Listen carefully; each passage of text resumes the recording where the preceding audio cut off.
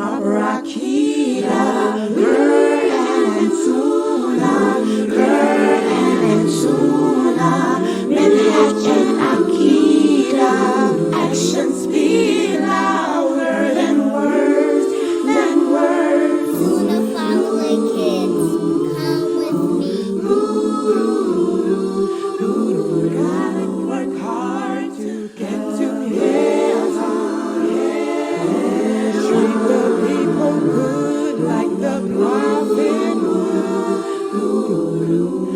Rakita, Gurhan and Suna, Gurhan and Suna, Minhaj and Akida.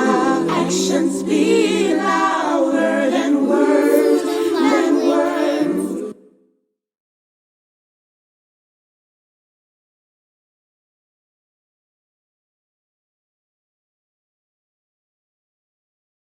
My first choose Emma. This book was written by Sheikh Kareem Abu Zaid. This is the book that he uses in his online school. And again, I strongly encourage you guys to take a look at go to safausa.org, safausa.org, because he has an international homeschool program. You know, I think my brother, one of my brothers homeschools his children through safausa.org. You guys need to look into it as parents, safausa.org, to homeschool your children. That is an excellent curriculum that Dr. Kareem Abu Zaid have, and this is one of the books that he uses for the third graders. But even though this book that we're using is written for kids, as you guys know, I'm using it for my new shahadas, because my new shahadas are enjoying this book as well, because it's written so simply, you know, summarizing the meaning of these last chapters of the Quran, that my new shahada adults are enjoying it. So please, you can purchase this book on Amazon. It's only $14.95. I highly recommend that everyone purchase this book. It should be a part of every Muslim's library. So go to Amazon and get a copy of this book. And tonight we're going to go over the chapter of the Quran known as the chapter known as Zalzalah. And this is one of my favorite chapters of the Quran. And most of the children here on our website have memorized how to pronounce this chapter with the perfect tajweed. So, and let's take a look at what this chapter of the Quran is all about, what Allah is speaking to us about in this chapter. Okay. So, Allah sent down this powerful chapter called Zalzalah, which means in English, the earthquake. And this chapter teaches us about the day of judgment and the importance of every single action we do, whether it's good or bad. We need to think about everything we do in this world, good and bad. Because everything we do is like a big wake-up call, reminding us. This chapter reminds us that one day the earth will shake and everything that we do will be shown to us. You know what an earthquake is. We have earthquakes here all the time. You turn on the news, you hear about an earthquake happening. Earthquake happens all the time, every day, some part of the world. Well, imagine the earth, entire earth shaking and everything falling down to pieces. Well, that's going to happen one day. On the day of judgment, the entire earth will shake and all the mountains, everything will fall down. All the buildings, everything will fall to pieces. And we will be shown everything we've done in this world, good and bad. So this chapter of the Quran, it brings us many key messages. Number one, what's going to happen on that day? How everything in this earth will crumble and everything on this earth will be thrown out. The earth will throw out everything that's inside of it. It will throw out the people. It will throw out the secrets that the people kept. Everything that the earth held within it will be thrown out. This big shake is a sign that the day of judgment has arrived and that everyone will see what they have done, both good and bad. Also, this chapter of the Quran lets us know that on this day, not only will the earth shake and throw out everything inside of it, not only will the earth shake and throw out the people and its secrets and everything that was hidden within it, but also on that day, the earth will speak. Oh, yes, the earth is going to talk.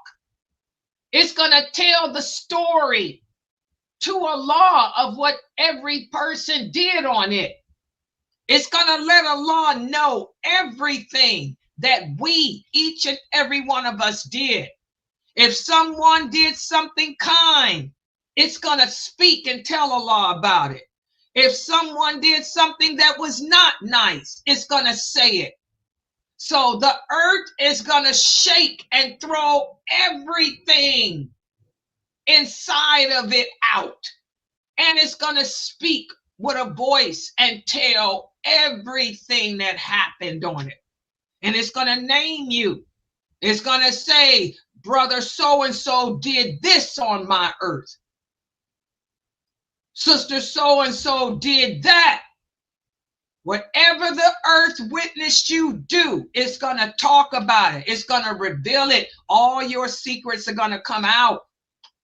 Whatever you hid, you thought nobody saw it. The earth saw it. The mountains witnessed it. The ground witnessed it.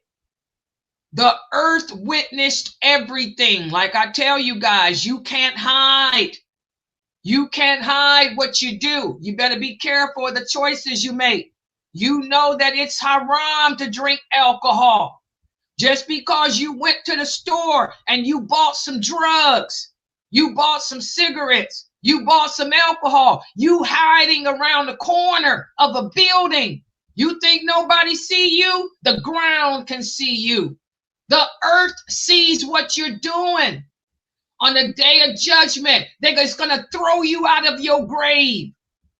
And it's going to talk. It's going to say, on September 18th, 2025, Abdullah was standing up against a building on 13th Street.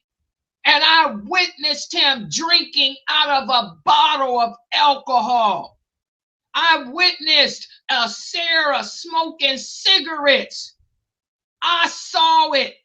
She stomped the cigarettes out on my ground, on top of me. The earth will talk about it. She threw a can of beer out of the window of her car onto my ground. The earth is gonna talk about it. She pulled over in her car and she dialed a number on her iPhone and was holding a conversation with a man that she was not married to. And there was no witness. She thought that nobody saw her talking to a man who she was not married to. But I witnessed it, Allah. She didn't know that she sat on top of my ground, the earth. I was there. Her car was parked on top of me.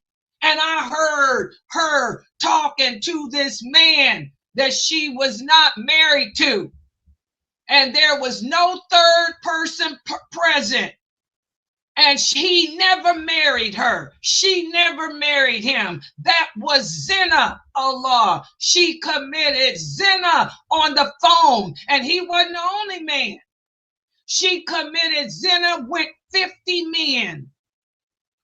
50 men she had relationships with on the phone because she committed zina of the fingers, of the tongue, didn't wear hijab with them, let them see her with no third person present. Oh, the earth is going to tell all your secrets. So when she did find a husband, that man didn't know that she was with 50 men before him. Even though the men never penetrated her, those men saw her without hijab. They had personal talks with her that they should have never had with her. She was not a chaste woman. She was not a righteous, God-fearing woman, because God-fearing Muslim women don't have conversations with men who are not their husband. She pretended to be a righteous woman.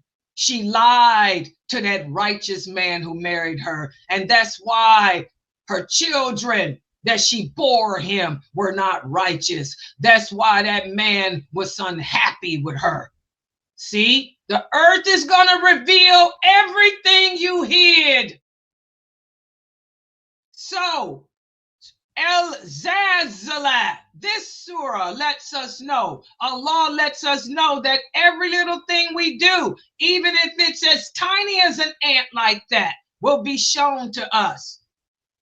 If we did something good, we will see it and be happy. But if we did something bad like that, talking on a cell phone to people we shouldn't have been talking to, we will also see it. And we will wish we could go back and undo it. Because all that stuff added up, and all that stuff is the reason why our lives were miserable and why we're getting ready to be punished. Also, on that day, Zalzalah, that chapter lets us know that on this day, the people will be gathered into different groups based on what they did in their lives, not based on the jobs they worked, but based on whether you did good deeds or bad deeds, whether you were a fornicator, whether you were a drug addict, whether you were an alcoholic. You're going to be put in different groups based on the type of sins you did. So some people are going to be happy because they did good deeds. Other people are going to be sad because they didn't do good deeds. But everyone is going to see their actions, and they're going to be rewarded or punished because of them. Okay? So this chapter reminds us to be careful of the choices we make in this world. And remember, we can't hide. We may think we're fooling somebody, but we're not fooling nobody but ourselves. Allah knows everything that we do. The earth is a witness to everything that we do. The animals are witnesses. The birds are witnesses. Even the cockroaches are witnesses for everything we do. The ants, the caterpillars. And on the day of judgment, these things are going to testify. So we should try our best to do good at all times, knowing that Allah sees everything. So let's see how well we understood this chapter. True or false? This chapter of the Quran teaches us that every little thing we do is important. True or false? Go ahead, dear Mani. True or false, dear Mani? What? I couldn't understand you. Did he say false? No, I said true. Okay, you guys agree? He said true. Yeah. Good job. That's correct. True. That's correct. This chapter teaches us that every little thing we do matters. Even if we throw something out of the car window, even if we, everything matters. Good job. Good job. What about this? True or false? On the day of judgment, everything will shake and the earth will throw everything inside of it. Is that statement true or false? True or false? On the day of judgment, everything will shake and the earth will throw everything inside of it. The person with the iPad, go ahead. True. Okay, you guys agree?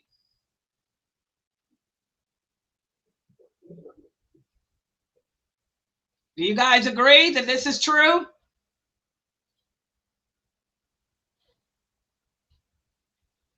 Is that true or false? Yes. You guys agree? Okay, good job. Yes, it will throw everything that is inside of it.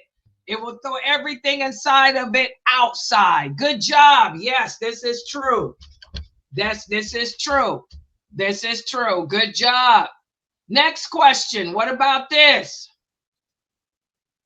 True or false? This chapter of the Quran teaches that only the big creatures are important. True or false, Tahira? False. You guys agree? Yes. Good job. This is false. All creatures are important, even a cockroach, because on the day of judgment, even that cockroach is going to testify to what it saw you do. Exactly. So don't think you getting away with anything. Good job. Next question. True or false? The people will be divided into groups on the day of judgment based on what they did in this world. True or false, Sister Asma and Najma? True. You guys agree? Yes. Good Yes. job. This is true. We're going to all be divided based on what we did in this world. You know, what type of deeds you did in this world. Good deeds or bad deeds. Those who gave in charity, those who did not, those who fornicated, those who lied. Exactly. Because there's different types of punishment. Good job, Sister Amira. Because there's different types of punishments. Exactly. What about this? True or false? Zalzalah teaches us to ignore the small mistakes because the small mistakes we make don't matter. True or false, Anaya? So this is false. Do you like something? Anaya, go ahead. False.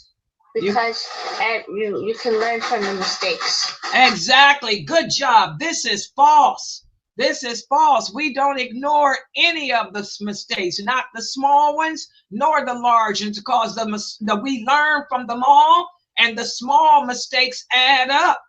The small mistakes will add up and become large. Exactly. Good job. What about this one? What's going to happen to the earth on the day of judgment? Will it become green? Will it throw everything outside of itself, or will it disappear? Go ahead, dear Monty. It will throw everything out of it. Do you guys agree? Yes. Yes, it's going to throw everything outside of it. Yes. Good job. Including the dead people. Exactly. Good job, Brother Chip. Exactly. Good job, Chip. So now let's move on to our hadith for the week. And this is the book that we're studying from. The book written by Sheikh Muhammad Said Atli. And this book is entitled He Was. And this book can be purchased on Amazon for only $6. And we're going to go over a hadith, whereas our prophet Sallallahu Alaihi Wasallam taught us that he was one who supplicated, before ending his prayers with a certain supplication. And let's take a look at this supplication that he would recite, that I want everyone else to get in the habit of saying. Before the Prophet Sallallahu Alaihi Wasallam would end his prayer, he used to say,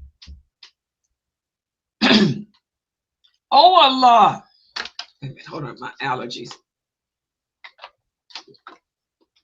He used to say, "Oh Allah, forgive my former and later sins, which I have done secretly, and those which I have done publicly.